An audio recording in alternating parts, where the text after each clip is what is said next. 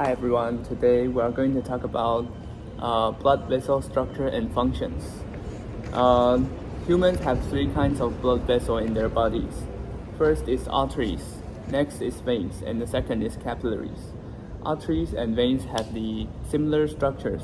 They all constructed by three parts. The first is endothelium, next is smooth muscle, and the second one is connective tissue. Arteries have thicker walls than veins because arteries have to accommodate the high pressure of blood pumped out from the heart. In veins, they have thinner walls because the blood flows back to the heart as the lower pressure. And the flows back to the heart is mainly caused by muscle action. So your muscle have to pump blood back to your heart in veins. Next is capillaries.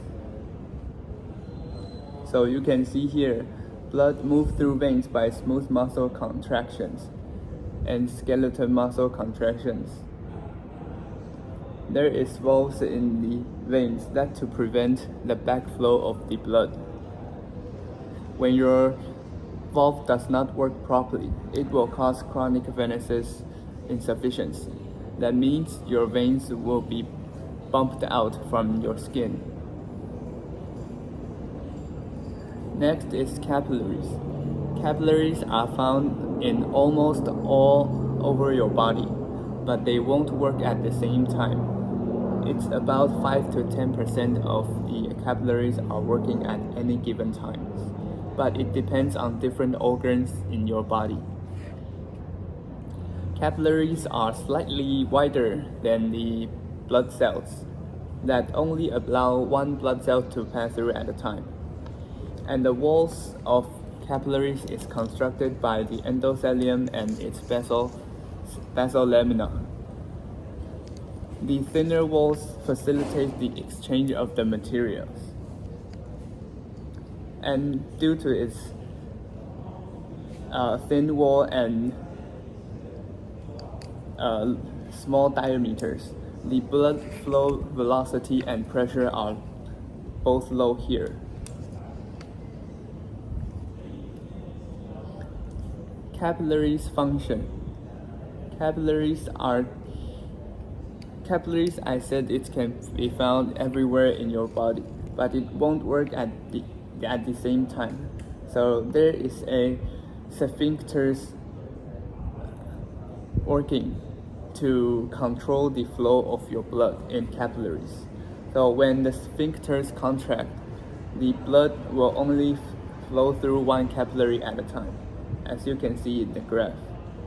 When the sphincters relaxed, the blood will go through every capillaries at that time, and then flows back into veins and go back to your heart.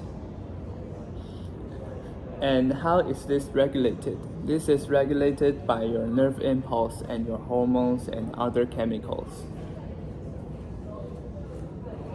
This graph shows the material exchanged in capillaries. It's mainly caused by the pressure difference in blood and osmotic. You can see when the blood came out from the arteries, the blood pressure is much higher than osmotic pressure, so the material will come out from the blood cells to the body cells. And at the end, the blood flow velocity is the lowest, and the pressure in blood and osmotic pressure is almost the same. So the exchange of materials will be nearly equal. And you can see the graph here is really allows one blood cell to come through, and you don't have to worry that blood cells will penetrate the blood vessels walls in capillary, because it's not that easy to go through. It's thin, but it's very strong. Okay, so that is today's presentations. Are there any questions?